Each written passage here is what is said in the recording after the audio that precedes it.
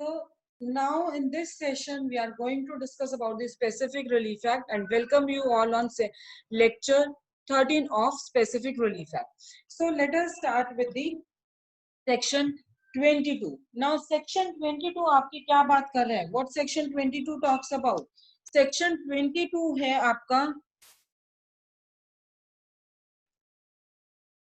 it talks about कि जहां पे आपको कोई रिलीफ मिल रहा है, पावर है कोर्ट के पास कि वो आपको रिलीफ दे रहे हैं for possession, partition, refund of earnest money etcetera. देख लिया, power to grant relief for possession, partition, refund of earnest money. तो वहां पे आपको क्या कह रहे हैं कि अगर कोई भी पर्सन है वो स्पेसिफिक परफॉर्मेंस के लिए स्यू कर रहे हैं, इफ एनी पर्सन जो स्पेसिफिक परफॉर्मेंस के लिए स्यू कर रहे हैं for the transfer of immovable property, इसलिए for the transfer of immovable property main appropriate case, इसलिए वो आपको क्या है इमूव प्रॉपर्टी के लिए स्यू कर रहे हैं, वो सर्टेन एडिशनल रिलीफ मांग सकते हैं. कैसे रिलीफ मांग सकते हैं? वो पोजेशन का, पार्टीशन का, सेपरेट पोजेशन का. इसलिए तो इस तरह के जो एडिशनल रिलीफ है वो सूट में आप क्लेम कर सकते हो. और कौन से सूट में? जो सूट स्पेसिफिक परफॉर्मेंस के लिए किया है, ताकि आपको दोबारा से सूट्स और मल्टीपल सूट्स अवॉइड करने के लिए ये प्रोविजन बनाई गई है. प्लीज अब क्लॉज 1 सबसेक्शन 1 देखिए आप. Notwithstanding anything to the contrary contained in Code of Civil Procedure 1908. Again इसमें आपको क्या कहा है कि हम सीपीसी की प्रोविजंस को बिना छेड़े, बिना टच किए, बिना देखे उसको हम हिलाएंगे नहीं, उस प्रोविजंस को. Any person suing for the specific performance of contract for the transfer of immovable property. Suppose A ने बी के साथ एग्रीमेंट किया था, कॉन्ट्रैक्ट किया था कि ए बी को इमूवेबल प्रॉपर्टी ट्रांसफर करेगा. अब बी ने क्या है, ए के अगेंस्ट सूट फाइल किया है फॉर द स्पेसिफिक परफॉर्मेंस, क्योंकि वो अपना, ए ने अपना पार्ट परफॉर्म नहीं किया है, कॉन्ट्रैक्ट को, इमूवेबल प्रॉपर्टी को उन्होंने ट्रांसफर नहीं किया है. तो इस केसेस में in an appropriate case ask for clause sub clause A possession के लिए कह सकते हैं. इसलिए वो सूट जो स्पेसिफिक परफॉर्मेंस का किया है उसमें वो पोजेशन मांग सकते हैं, पार्टीशन मांग सकते हैं, सेपरेट पोजेशन भी क्लेम कर सकते हैं प्रॉपर्टी की, in addition to such performance. इसलिए वो परफॉर्मेंस के साथ साथ पोजेशन, पार्टीशन और सेपरेट पोजेशन को भी क्लेम कर सकता है. नेक्स्ट बी क्लॉज क्या है? Any other relief to which he may be entitled. Any other relief to which he may be entitled, he means plaintiff, कि अगर कोई और रिलीफ है जिससे कि प्लेंटिफ को मिलना चाहिए, including the refund of any earnest money. Including the refund of any earnest money और डिपॉजिट और मेड बाय हिम, कोई भी उन्होंने अर्नेस्ट मनी दिए थे या कोई मनी डिपॉजिट करवाई थी, किसी भी तरह का पैसा उन्होंने डिफेंडेंट को दिया था, in case his claim for specific performance is refused. ठीक है, कोई और अगर उनका स्पेसिफिक परफॉर्मेंस का क्लेम रिफ्यूज हो गया है तो कोई और रिलीफ जिससे वो इंटाइटल थे, जो कि प्लेंटिफ को मिलना चाहिए था, वो मिलेगा. तो सेक्शन आपका 22(1) क्या कह रहा है कि अगर आपने कोई भी सूट किया है स्पेसिफिक परफॉर्मेंस का for the transfer of immovable property, उसमें आप उसके साथ आप पोजेशन मांग सकते हो, पार्टीशन मांग सकते हो, सेपरेट पोजेशन भी मांग सकते हो. अब बी क्लॉज क्या कह रहा है कि अगर स्पेसिफिक परफॉर्मेंस आपको नहीं मिली है, रिफ्यूज कर दी गई है, तो कोई भी रिलीफ मांग सकते हो to which plaintiff is entitled. Is it clear? इसमें आपका क्या, उसमें रिफंड, अगर आपने अर्नेस्ट मनी कुछ पे किए थे वो भी वापस हो जाएंगे आपके, और आपका ये भी आपके, अगर आपने कोई भी मनी, किसी भी तरह का पैसा उसको दिया था, वो सारे के सारे वापस हो जाएंगे. Is it clear? तो ये आपका सेक्शन 22 क्लॉज 1 कहता है. क्लॉज 2 क्या कहता है? No relief under clause A or clause B of subsection 1. Is it clear? No relief under clause A or clause B of subsection 1 के जो दो क्लॉजेस हैं वो कोर्ट उन्हें ग्रांट नहीं करेगा जब तक उन्होंने स्पेसिफिकली क्लेम नहीं किए हैं. तो यहाँ पे आपको स्पेसिफिकली क्लेम जरूर करना पड़ेगा. अगर आपने स्पेसिफिकली क्लेम नहीं किया है तो in that case what happens कि कोर्ट आपको ग्रांट नहीं करेगा. लेकिन यहाँ पे प्रोवाइजो बना दिए फिर से इन्होंने। प्रोवाइजो में क्या कह रहे हैं कि अगर प्लेंटिफ ने अपना क्लेम वो रिलीफ नहीं मांगा है प्लेंट में, तो कोर्ट है किसी भी स्टेज प्रोसीडिंग की किसी भी स्टेज पे उन्हें अलाउ कर सकते हैं कि वो प्लेंट को अमेंड करेंगे on such terms as may be just for including a claim for such relief. इसलिए कि अपना रिलीफ क्लेम कर लो, अपना रिलीफ इंक्लूड कर दो प्लेंट में, वो किसी भी स्टेज पे प्रोसीडिंग्स की अमेंड कर सकते हैं। No relief under clause A or clause B of subsection 1 shall be granted by the court unless it has been specifically enforced. Claim, sorry. Proviso क्या है? Provided that where the plaintiff has not claimed any such relief in the plaint, court shall at any stage of the proceeding allow him to amend the plaint on such terms as may be just for including a claim for such relief. Subsection 3 क्या कह रहा है? Power of the court to grant relief under clause B of subsection 1 shall be without prejudice to the powers to award the compensation under section 21. Is it clear कि power है court की वो relief grant करेंगे under clause B of subsection 1. अब यहाँ पे देखो subsection 1 clause B क्या कह रहा है कि अगर आपको स्पेसिफिक परफॉर्मेंस नहीं मिल रहा, कोई और रिलीफ क्लेम कर सकते हो आप। तो पावर है कोर्ट की to grant the relief under clause B of subsection 1 shall be without prejudice to its power to award compensation under section 21. है, तो वहां पे क्या है वो उसकी जो है वो it will be without the prejudice of the powers of the court कि वो कॉम्पनसेशन अवॉर्ड कर रहे हैं under section 21. Now see, let us see the case laws regarding section 22. Please write down the, note down the citation. Gopal Raju, Gopal Raju, Goparaju, Gopal Raju, Venkata, Bharat Rao versus Nagula Rama Kotaya. AIR 2001, AIR 2001, Andhra Pradesh 425. तो यहाँ पे क्या था, यहाँ पे agreement हुआ था for the sale of property in favour of the plaintiff. Is it clear?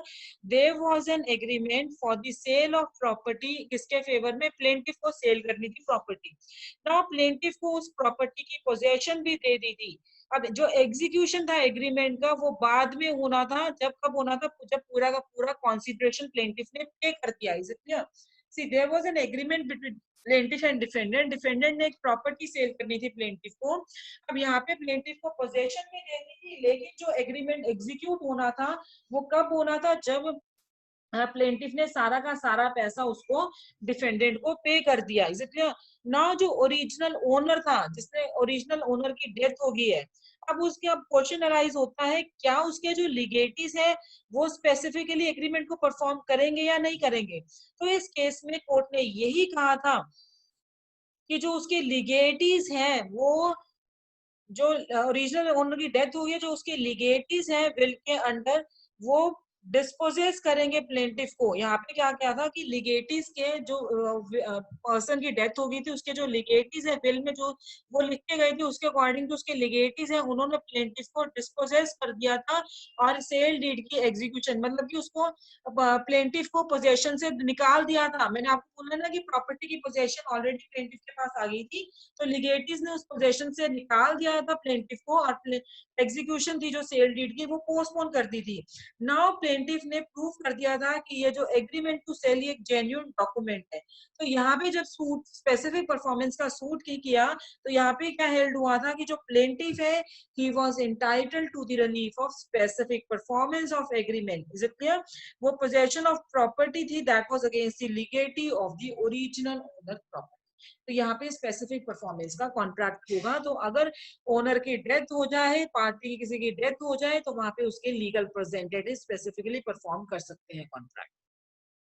Next case law write down.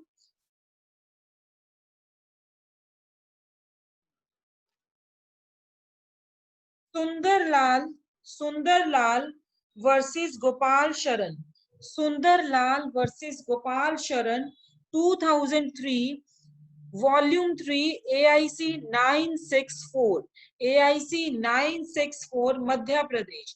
अब यहाँ पे क्या हुआ था इस केस में आपका, there was a suit for the specific performance.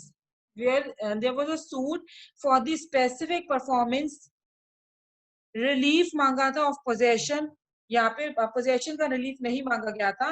Plaintiff respondent है, उन्होंने प्लीड किया था कि उनके खुद के पास ही पोजेशन है, तो उन्होंने कहा कि जो स्पेसिफिक परफॉर्मेंस की डिग्री पास होनी चाहिए, और ये पास भी हो गई है, बट ये साइलेंट थी। वो जो डिग्री पास हुई थी स्पेसिफिक परफॉर्मेंस की, it was silent about the possession के बारे में, वो कुछ नहीं कह रही थी डिग्री। सो यहाँ पे कोई फाइन मतलब कोई डिसीजन नहीं आया था पोजेशन पे।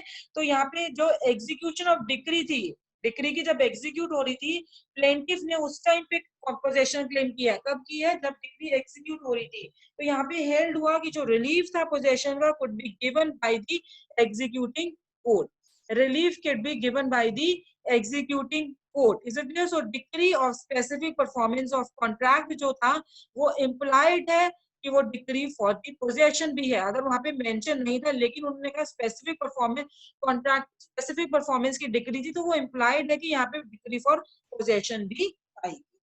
नेक्स्ट, दत्ता सीता, दत्ता DUTTA दत्ता सीता माँ लक्ष्मण अम्मा वर्सेस याना मंदाला बाल मई AIR 2003 आंध्र प्रदेश 430। तो अब इस केस में आपका क्या हेल्ड हुआ था? यहाँ पे ये इट वाज रिगार्डिंग की जो वेंडी है, परचेजर है, उसको ऑल्टरनेटिव रिलीफ नहीं मिलना चाहिए। अगर उससे नुकसान हुए तो वहां पे ऑल्टरनेटिव रिलीफ के लिए इंटाइटल्ड नहीं है वो। यहाँ पे इस केस में हुआ क्या था, फैक्ट्स क्या थे कि यहाँ पे जो परचेजर था, वेंडी था, उन्होंने पेमेंट की थी about only half amount of agreed constitution. कि अगर उन्होंने जैसे 50,000 अगर एग्रीड किया था, तो उसमें से 25,000 पे किया था, और वो भी उन्होंने कब पे किया था? After the expiry of the date fixed, जो स्टिपुलेटेड डेट थी उसके बाद उन्होंने एक्सपायर किया था ऑफ मेकिंग फॉल्स क्लेम कि जो पोजेशन है प्रॉपर्टी की had been delivered to him. Now he had filed a suit after keeping the silence for about 17 years. Is it clear? उन्होंने सूट फाइल किया 17 years के लिए, वो कुछ बिल्कुल शांत थे, कुछ भी नहीं बोले, और 17 years के बाद उन्होंने केस फाइल किया। नाउ इस केस में क्या हेल्ड हुआ था कि यहाँ पे कोई बोनाफाइड नहीं है, there is an absence of bona fide और continuous readiness and willingness by vendee, वो इस्टेब्लिश नहीं हुआ, so he was not entitled to the damages. So decree for the refund of part payment, decree for the refund of part payment received by the vendor was granted with interest at 12% annum।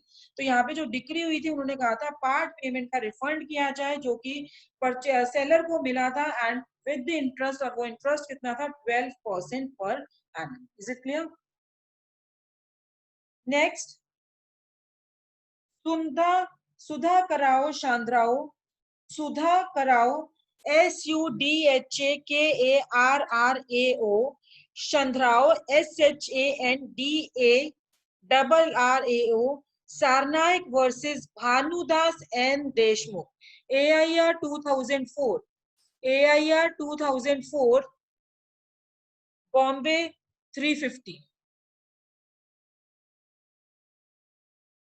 Now what happened in this case कि जहाँ पे जो यहाँ पे भी agreement to cell था, तो वहां पे जो हमारे सेलर था उनको कंसिडरेशन मिल गई थी अर्नेस्ट मनी की, पार्ट ऑफ जो अर्नेस्ट मनी की जितनी भी कंसिडरेशन की उसका कुछ पार्ट मिल गया था सेलर को, बट वो फेल हो गए थे, सेल डीड एग्जीक्यूट नहीं कर पाए थे। तो अब यहाँ पे क्या है, जो परचेजर है उन्होंने ट्रांजेक्शन क्लेम की है कि वो he was in the nature of money lending, so उन्होंने एक ब्लैंक स्टैम्प पेपर साइन कर दिया था, और उन्होंने जो मनी बोरो किए थे वो उन्होंने वापस पे कर दिए थे टू दी वेंडीज फादर को। ठीक है, वेंडीज फादर मींस कि जो परचेजर है उसके फादर को वापस कर दिए थे, बट उन्होंने वहां से जब उन्होंने वापस किए थे, ना तो उन्होंने कोई रिसिप्ट ऑब्टेन की थी, इज इट क्लियर, और ना ही उसने एग्रीमेंट जो इंसिस्ट किया था, ना ही उसने इंसिस्ट किया कि जो एग्रीमेंट ऑफ सेल है ब्लैंक पेपर के, वो भी उसको वापस किया जाए, उसको वापस किया जाए। तो यहाँ पे हेल्ड हुआ था कि जो वेंडी है वो ही was entitled to decree for the refund of earnest money with interest. Is it clear? Decree for the refund of earnest money with interest. Is it clear? तो यहाँ पे ये आपको इस केस में हेल्ड हुआ था कि जो वेंडी है he is entitled to the decree for the refund of earnest money with interest. So this was regarding section 22. Now what is section 23 talks about?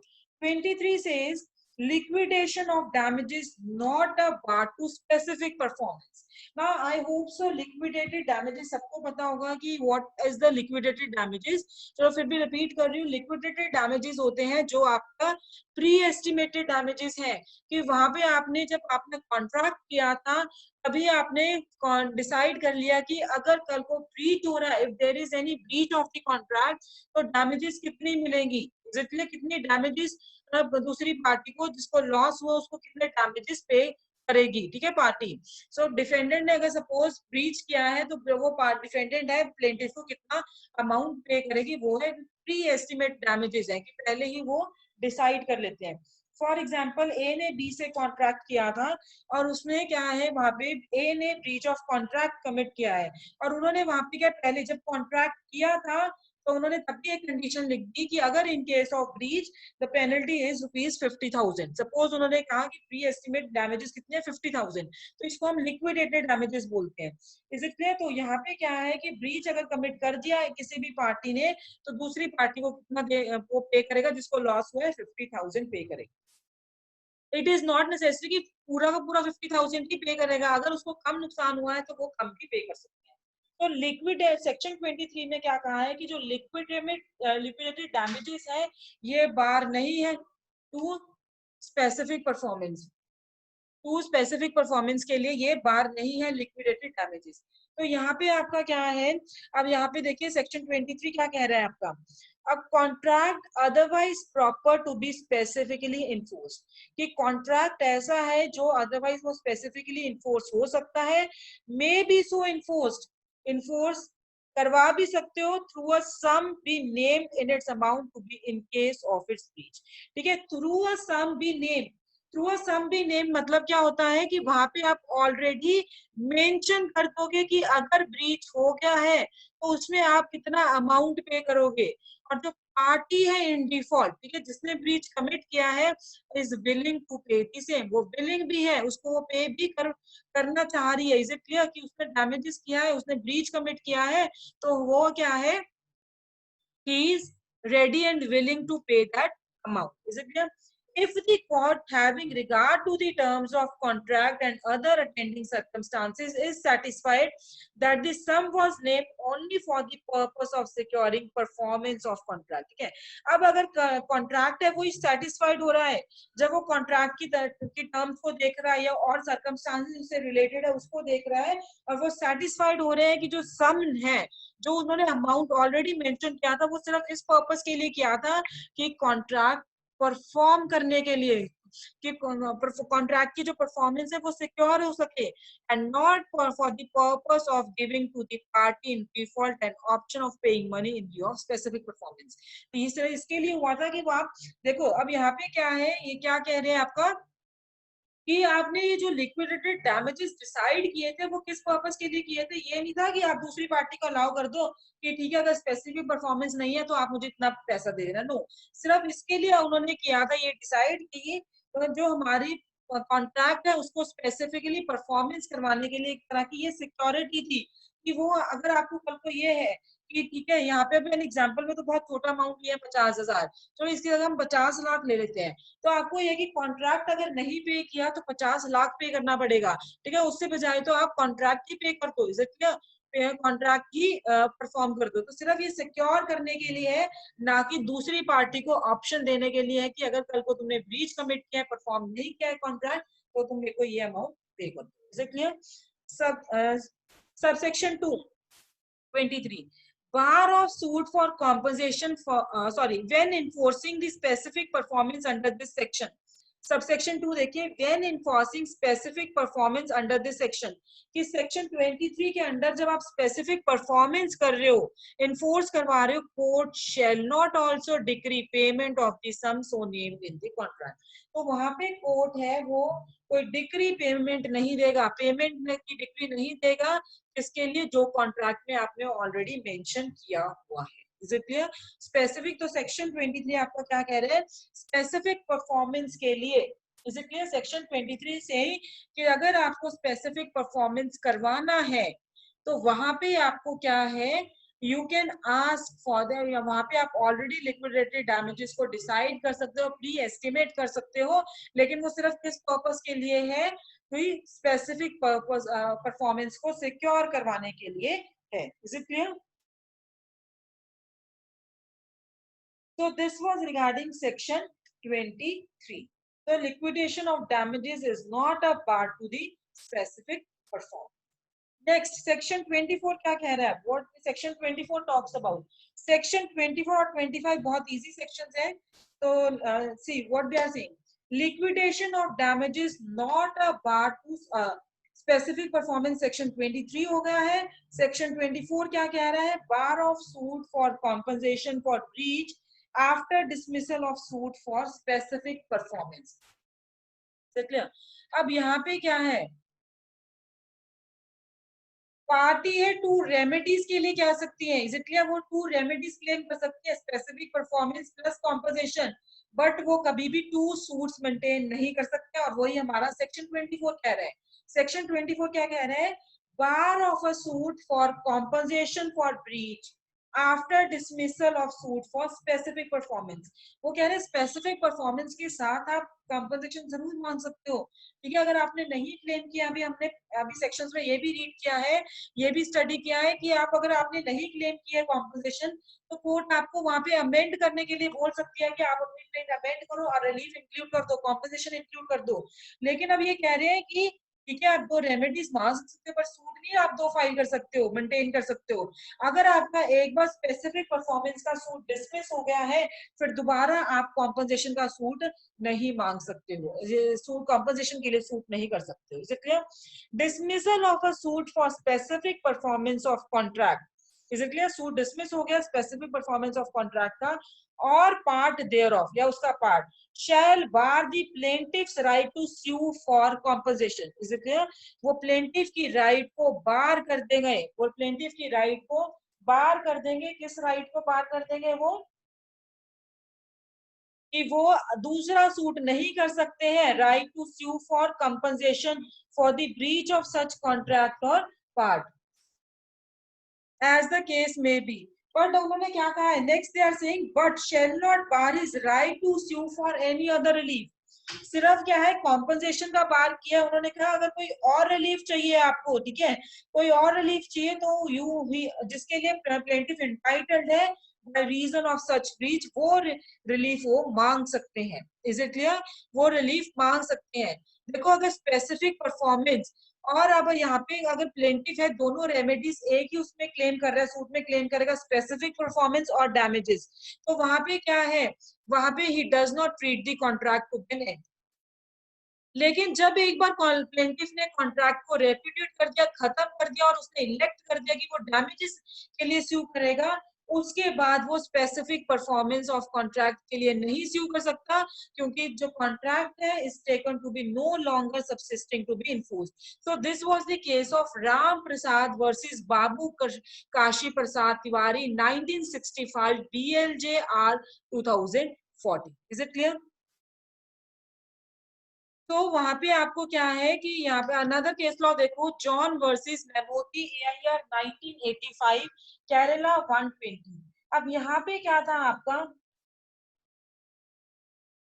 इस केस में क्या हुआ था कि जो सर्कमस्टांसेस क्या थी कि प्लेंटिफ है उसको स्पेसिफिक परफॉर्मेंस के लिए इंटाइटल्ड नहीं था, और ये कोई कंक्लूसिव नहीं था उसकी राइट के अगेंस्ट कि वो डैमेजेस नहीं रिकवर कर सकता on account of breach of contract. तो प्लेंटिफ है उसको डैमेजेस मिल सकती है क्योंकि उसके साथ ब्रीच ऑफ कॉन्ट्रैक्ट हुआ है, और कब मिल सकती है? जब उन्होंने स्पेसिफिक परफॉर्मेंस का कॉन्ट्रैक्ट किया है. सो यहाँ पे क्या प्रोवाइड किया है कि अगर वहां पे प्लेंट में आपको मेंशन करना पड़ेगा कि आपको कॉन्ट्रैक्ट के लिए आपने जो चाहिए, आपको जो रिलीफ मांगा है, वो आपको स्पेसिफिक परफॉर्मेंस के साथ ही कॉम्पनसेशन मांगनी पड़ेगी. Is it clear?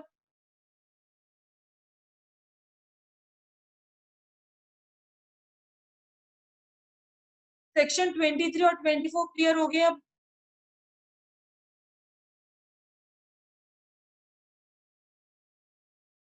नेक्स्ट क्या है आपका?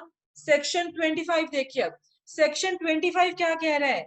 Section 25 It talks about application of preceding sections to certain awards and testimony directions to execute settlements. अब ये जो आपका ये क्या कह रहा है कि जो प्रोविजंस है इस चैप्टर की, मींस जो चैप्टर 2 की प्रोविजंस है वो कहां से स्टार्ट हो रही है, सेक्शन 9 से लेके सेक्शन 24 तक है। इस प्रोविजंस की जो the provisions of this chapter as to contract, किससे रिलेटेड है, कॉन्ट्रैक्ट से रिलेटेड है, वो किसको अप्लाई होंगी, it shall apply to awards, ठीक है, अवार्ड्स को अप्लाई होंगी, to which arbitration act 1940 does not apply. कौन से कॉन्ट्रैक्ट्स को अप्लाई होंगी, जिस जहां पे कौन से अवार्ड्स को अप्लाई होंगी जहां पे आर्बिट्रेशन एक्ट 1940 अप्लाई नहीं हो रहा, and to the directions in a will or codicil to execute a particular settlement. Is it clear? तो दिस वाज रिगार्डिंग सेक्शन 25 कि यहाँ पे सेक्शन 25 क्या कह रहे हैं कि ये जो प्रोविजंस है कहाँ पे अप्लाई होंगी, उन अवार्ड्स को अप्लाई होंगी जहाँ पे आर्बिट्रेशन एक्ट अप्लाई नहीं कर रहा है, और किसको, to the directions in a will or codicil एक पर्टिकुलर सेटलमेंट को एग्जीक्यूट करने के लिए। Is it clear? So this was regarding chapter 2। Tomorrow we are going to start with chapter 3. Is it clear? So if you have any doubts you can ask me tomorrow. Thank you.